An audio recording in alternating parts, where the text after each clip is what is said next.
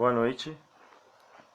Estamos mais uma vez aqui para transmitirmos a palavra de Deus. Hoje nós tivemos um dia diferenciado, onde estivemos reunidos nos nossos lares, falando sobre a palavra de Deus, orando, entoando louvores.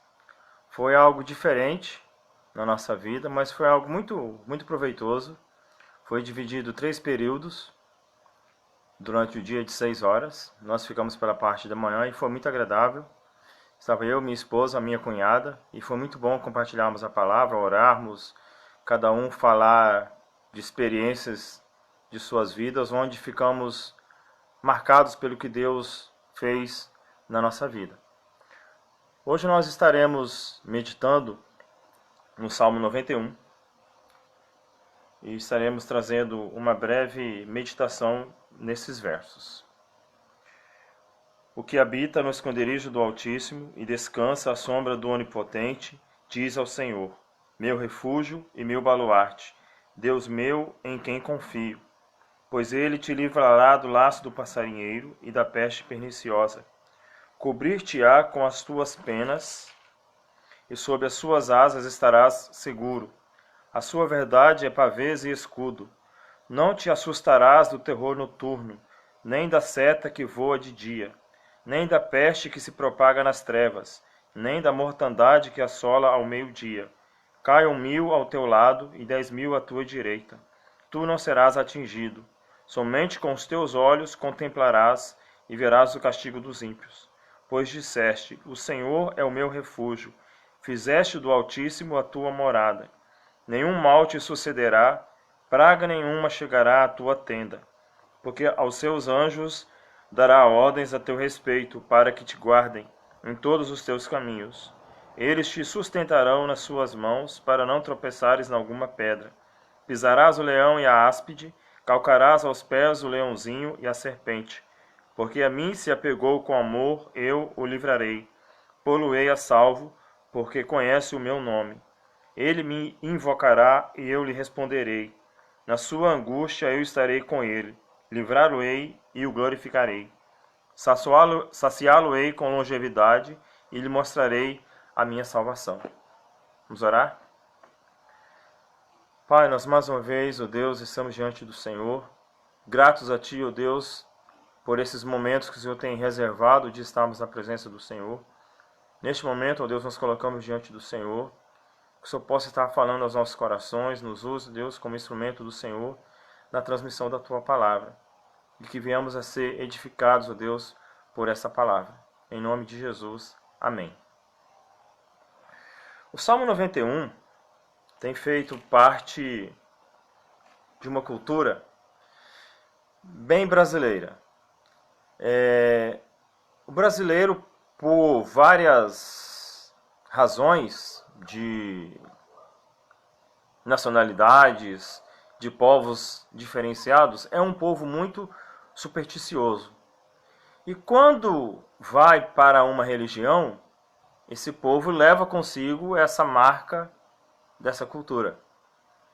E da mesma forma que não passam embaixo de escada, não gosta de gato preto, não faz isso, não faz aquilo outro, muitos têm o Salmo 91 aberto na sua estante.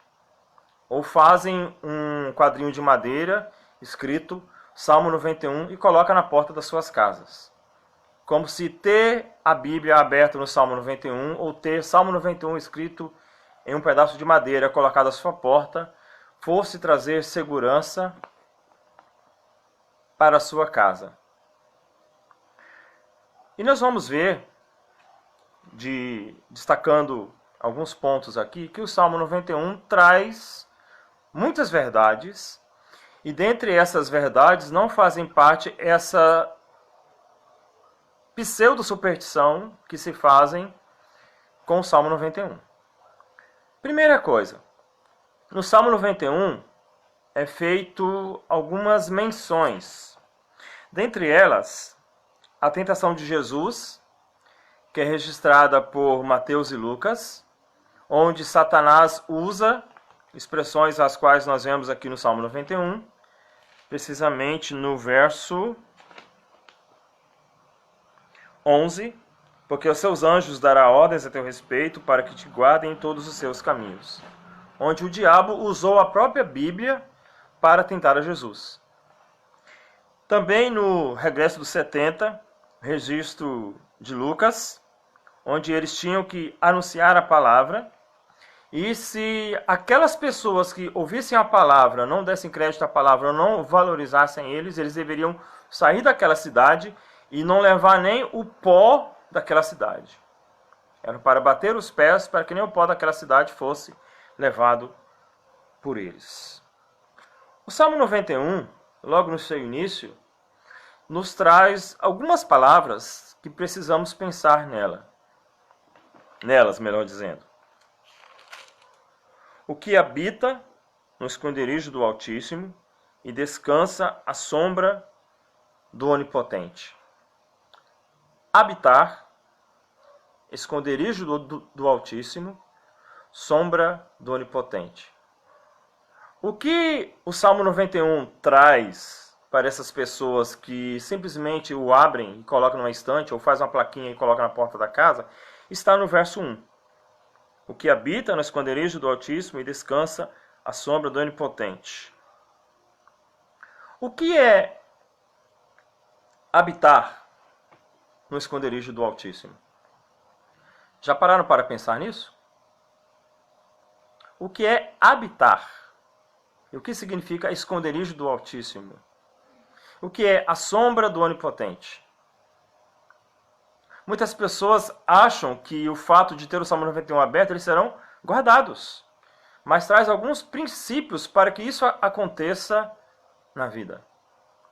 Aquele que habita no esconderijo do Altíssimo é descansar unicamente no Senhor. Esquecer das suas forças, esquecer do seu poder, esquecer da sua riqueza que possa ter, deixar de lado aquilo que possa pensar que eu posso fazer algo pela minha vida. Eu posso resolver isso na minha vida. Muitas pessoas que se declaram poderosas, que se dizem tomar conta de suas vidas, hoje estão da mesma forma que nós. Em seus lares, reclusos, guardados com sua família. Para tentar, desta forma, correr menos risco.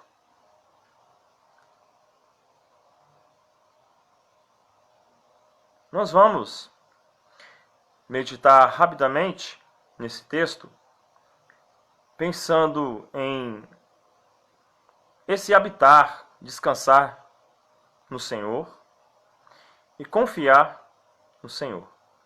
Para habitarmos, descansarmos e confiarmos no Senhor, nós vamos ver neste texto algumas marcas de que fazemos isso. Primeira delas, versículo 1 ao verso 4. O que habita no esconderijo do Altíssimo e descansa à sombra do Onipotente, diz ao Senhor: meu refúgio e meu baluarte, Deus meu, em quem confio. Pois ele te livrará do laço do passarinheiro e da peste perniciosa. Cobrir-te-á com as suas penas, e sob as suas asas estarás seguro. A sua verdade é pavês e escudo. A primeira marca de que confiamos realmente no Senhor, de que habitamos, descansamos no esconderijo do Altíssimo, é termos certeza da proteção de Deus. O verso 10 ao 12 completam ainda o que esses versos até o verso 4 diz. Nenhum mal te sucederá, praga nenhuma chegará à tua tenda, porque os seus anjos dará ordens a teu respeito para que te guardem em todos os teus caminhos. Eles te sustentarão nas suas mãos para não tropeçares em alguma pedra. A nossa proteção está em Deus. A nossa proteção está em confiarmos unicamente em Deus. Nós temos que acatar a orientações, como no momento como este. Devemos obedecer às regras pelas quais precisamos cumprir para que sejamos, ou para que corramos menos risco de contaminação dessa pandemia, mas acima de tudo, precisamos confiar no nosso Deus. Nós vemos pessoas que estão extremamente preocupadas, como por outro lado nós vemos pessoas que continuam brincando com o que isso pode trazer à sua vida, à sua casa, ao seu lar. Mas por outro lado, nós temos que ter esse cuidado, essa preservação, mas não podemos fazer também como muitos cristãos têm feito, têm entrado nessa onda de desespero, como se Deus não existisse, ou como se sabem que Deus existe, mas não confiam em Deus totalmente como deveriam confiar. Obedecer a Deus é cumprir os seus propósitos, obedecer às suas autoridades, confiar nas suas promessas. Nós baseamos as promessas de Deus como as promessas que são feitas por homens. Nós vemos na história que parece que Deus fez várias alianças com o seu povo. E não foi assim. Deus fez a aliança das obras com Adão e Eva. E eles quebraram. Daí para frente, a aliança de Deus com o homem, com o ser humano, passou a ser a aliança da graça. Porque o homem pecou, não podia fazer nada por si, e Deus fez ele o pacto da graça. E aconteceram vários episódios. Teve Caim, que matou seu irmão Abel, e Deus levantou Sete para seguir a descendência de Adão, manteve a aliança com eles. Noé, quando acontece o dilúvio, Deus elimina aquele povo que estava se corrompendo, ímpio, pecando contra Deus, mas preserva Noé, a sua família, aqueles que estavam com ele, para que a descendência fosse mantida, para que a aliança de Deus com seu povo fosse mantida. Nós temos vários personagens na Bíblia que nos marcam por confiar, obedecer a Deus e não se voltar a homens quando essa obediência faz ferir a vontade de Deus ou faz ferir a palavra de Deus, que não é o nosso caso. Estarmos em casa, não estarmos em nossas igrejas, não estamos desonrando a Deus, não estamos desobedecendo a Deus, porque são ordens que não ferem a sua palavra. São ordens que não ferem a honra que precisamos prestar a Deus. Daniel e seus amigos, eles passaram por episódios semelhantes e obedeceram a Deus mesmo assim. Vamos a eles.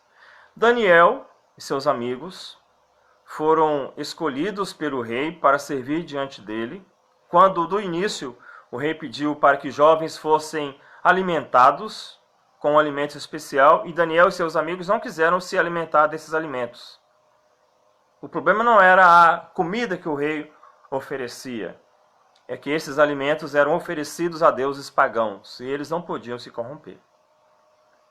E se alimentavam de verduras, de legumes, e mesmo assim eles foram achados com a melhor aparência do que aqueles homens que se alimentavam com o melhor que lhes era oferecido, de comida e de bebida. E Daniel e seus amigos passaram então a servir diante do rei. Mas com isso eles conseguiram conquistar alguns inimigos. Algumas pessoas que os invejavam e queriam tomar o seu lugar. Daniel, como de costume, buscava sempre a Deus, orava a Deus, intercedia a Deus, não só por si, mas por seu povo. E buscando fazer com que ele errasse contra o rei e fosse punido por isso, aqueles que o invejavam fizeram com que o rei fizesse um decreto para que todo aquele, no prazo de 30 dias, se buscasse a algum deus ou buscasse a alguém que não fosse o rei,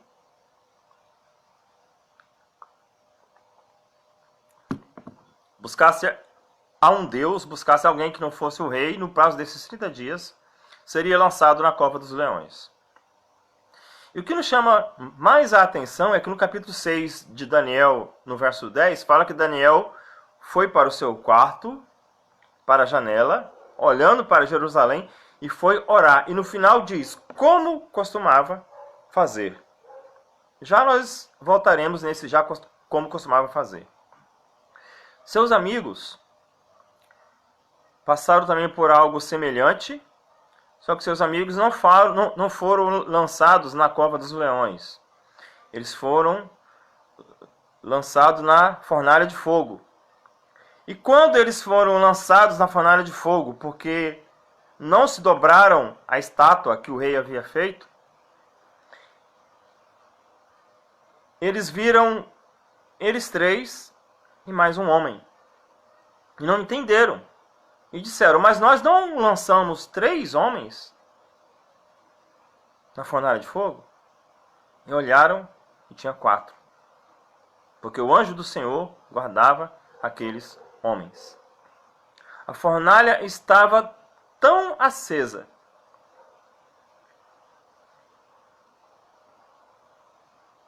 e eles olhavam e se maravilhavam, porque aqueles homens não estavam consumidos. E quando o rei viu aquilo, e lembrando que nos 2 casos o rei não queria prejudicá-los, mas como a palavra do rei não podia voltar atrás, ele teve que cumprir o que havia prometido. Quando o rei viu aquilo, ele instituiu um novo decreto, que todo aquele que não adorasse ao Deus de Mesaque, Sadraque e Abednego, que as suas casas fossem feitas em monturo, em monte de lixo, e que todos eles fossem queimados. E aqueles homens que lançaram Daniel, ou os amigos de Daniel na fornalha de fogo, foram queimados, tanto que o fogo estava forte, fornalha fortemente acesa. Voltando na questão que nós falamos lá de Daniel 6:10. Hoje pela manhã estávamos comentando aqui que nesses momentos as pessoas querem orar, buscar segurança em qualquer lugar. E aqueles que nós convidamos, ou que falamos de Deus e rejeitam, neste momento nos procuram para orarmos, para intercedermos por eles, para intercedermos por suas famílias. E o texto nos chama bastante atenção, que diz lá que Daniel não foi orar porque ele poderia ser morto. Daniel foi orar porque era costume dele. O final do texto diz, como costumava fazer.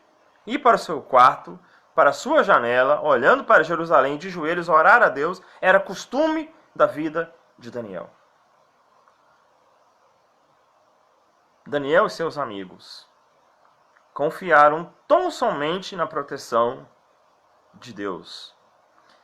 E o salmista, no Salmo 91, quando fala, aquele que habita no esconderijo do Altíssimo, a sombra do Onipotente descansará, está falando da proteção que somente Deus pode nos dar. Mas nós precisamos descansar no Senhor. Descansar no Senhor é esquecer de nós. É entregar tudo que temos, o que somos, as certezas que nós imaginamos ter e não temos, a segurança que nós imaginamos que podemos trazer para nós, para a nossa família e não podemos. Somente Deus pode trazer. O Salmo 91 aberto na sua estante, ou o Salmo 91 afixado numa placa na sua porta, não vai trazer segurança para a sua casa. Agora, você confiar, nós confiarmos unicamente em Deus, em tudo, entregamos a nossa vida a Ele. Isso sim, é isso que o Salmo 91 está dizendo. Uma das marcas daquele que habita no esconderijo do Altíssimo e descansa à sombra do Onipotente é que ele confia na proteção do Senhor. Em segundo lugar, versículo 5 a 7. Não te assustarás do temor noturno, nem da seta que voa de dia, nem da peste que se propaga nas trevas, nem da mortandade que assola ao meio-dia. Caiam 1000 ao teu lado e 10.000 à tua direita, tu não serás atingido. Caiam 1000 ao teu lado e 10.000 à tua direita, e tu não serás atingido.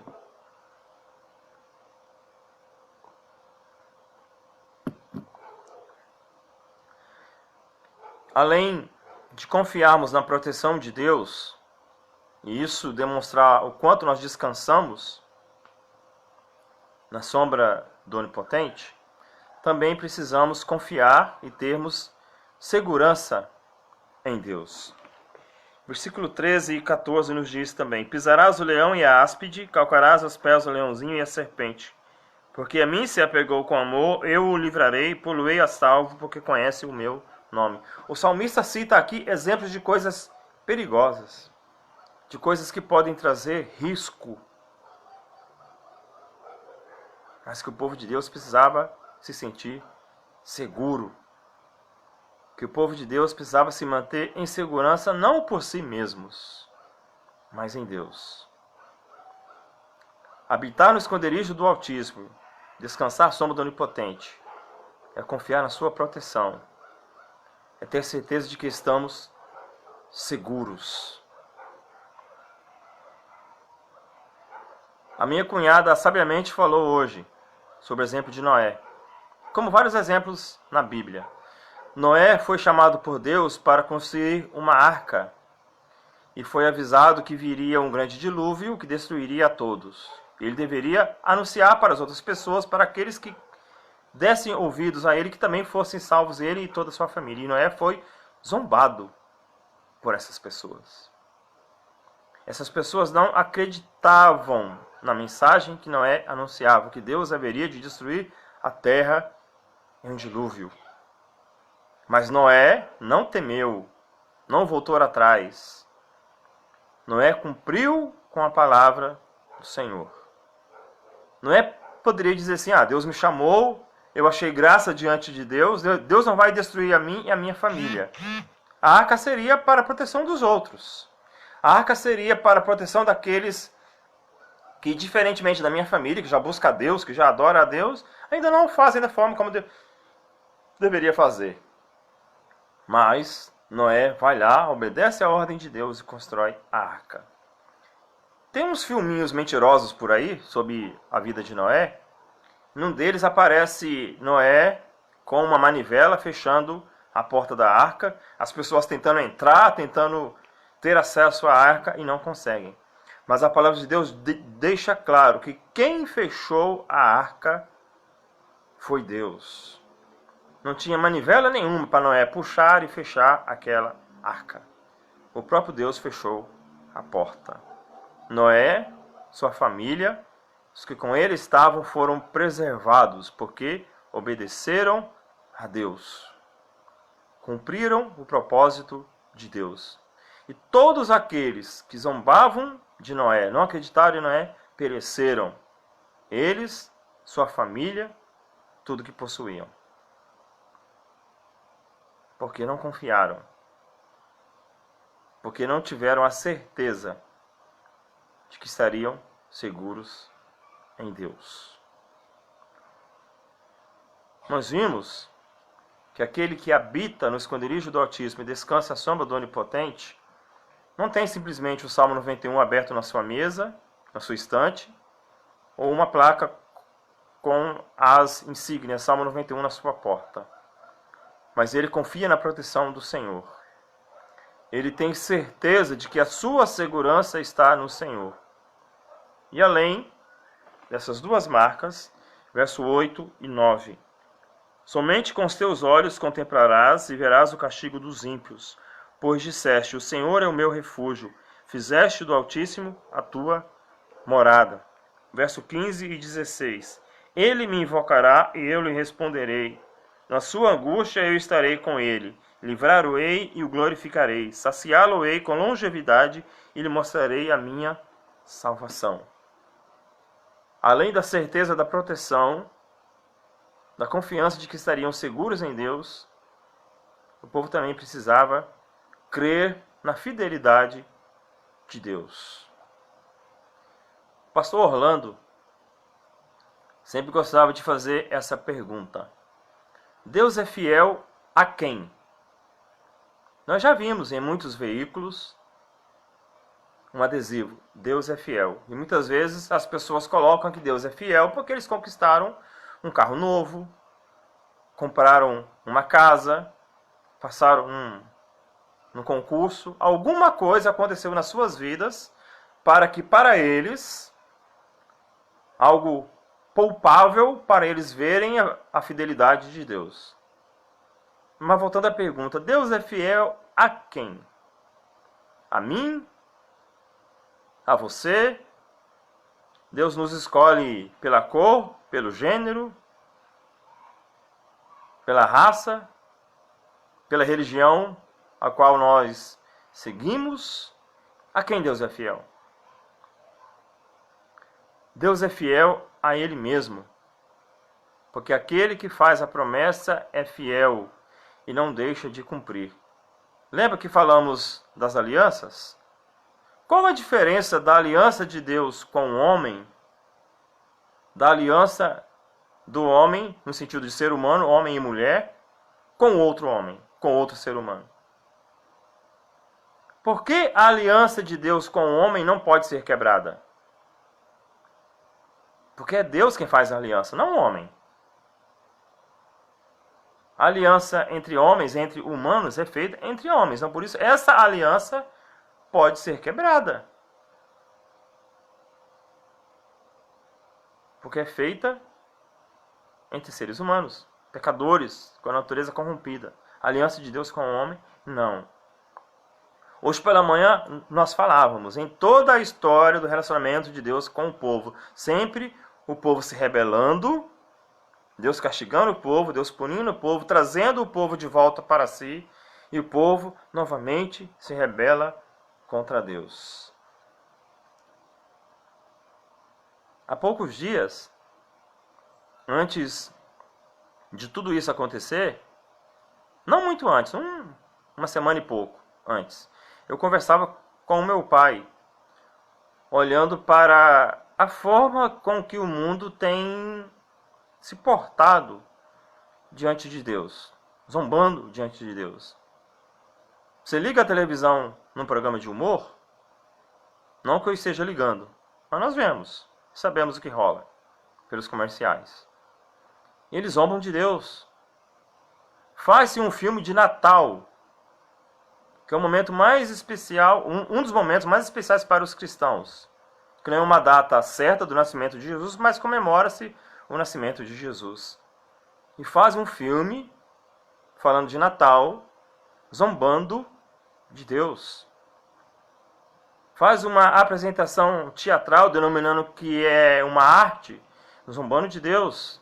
Vão para o carnaval, que por si só já é uma abominação diante de Deus, que carnaval significa festa da carne, e zombam de Deus. E eu falei para o meu pai, o povo está brincando com Deus. Estão pensando que Deus não é o mesmo Deus, que Deus mudou. Que o Deus do Antigo Testamento não é o mesmo Deus do Novo Testamento. Que o Deus que pegava uma família rebelde e fez com que essa família rebelde fosse engolida pela terra, fizesse uma outra família que traía o seu líder, falava contra o seu líder, causava dissensão sobre o seu líder, trazia utensílios que Deus falava para não trazer, e trouxe castigo sobre o povo, fossem apedrejados até a morte. Não faz isso hoje. Brincam com Deus e zombam de Deus. Na quarta-feira eu falei, já pararam para pensar nessa pandemia no sentido espiritual? Muitas vezes só se preocupa com o sentido físico, com o sentido biológico, com o sentido de saúde. Que mal isso pode trazer para a nossa saúde. Mas já pararam para pensar no sentido espiritual de toda essa situação? O nosso estado é tido como um estado evangélico. O nosso país é tido como um país cristão. Não só de evangélicos, mas envolvendo católicos e as religiões que se denominam cristãs. E nós não vemos valores cristãos.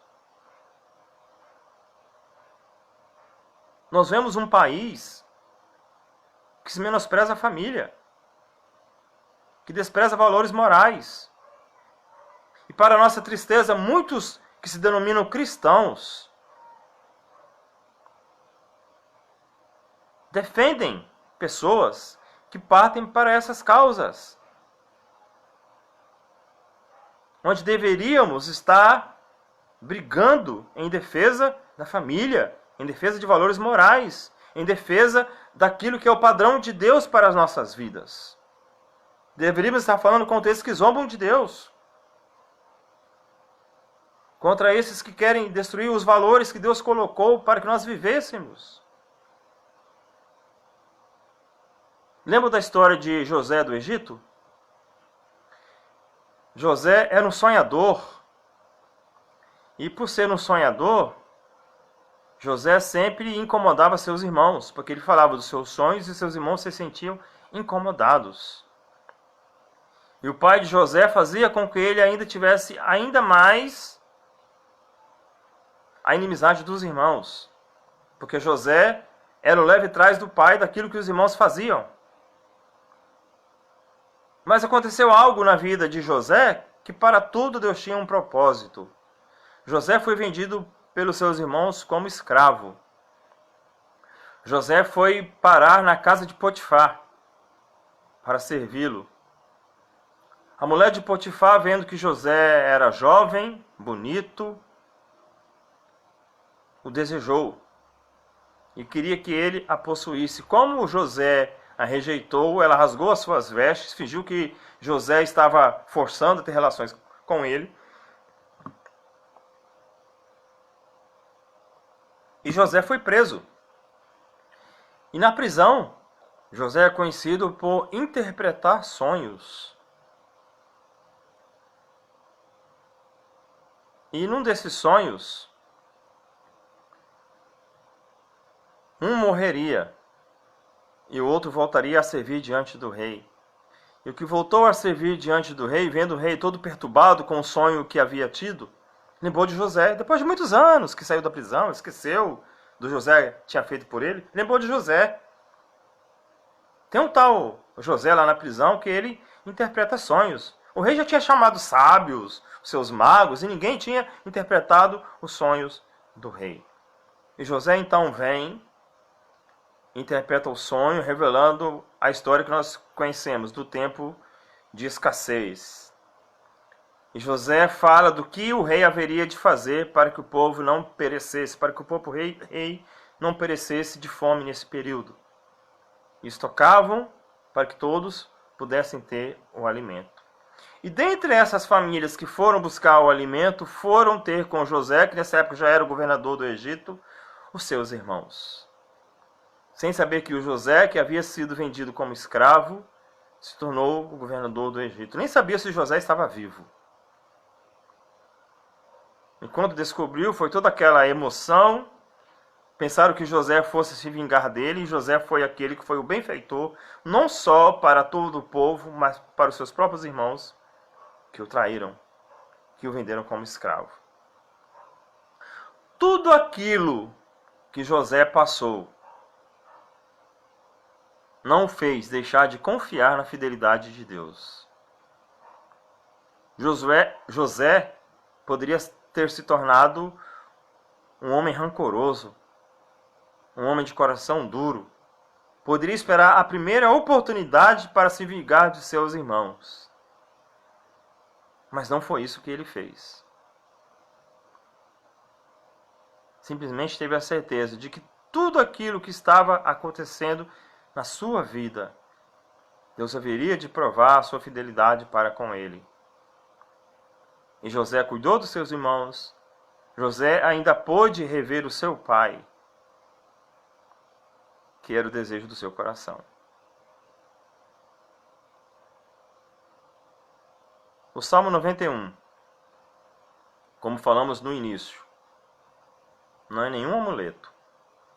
De nada adianta você marcar o Salmo 91 na sua Bíblia e deixar aberto na estante. De nada adianta colocar uma placa na sua porta com o Salmo 91. Porque o texto deixa claro que essas promessas que estão no Salmo 91 trazem atitudes nossas que precisam ser feitas, que precisam ser tomadas, para que essas bênçãos de Deus sejam alcançadas por nós.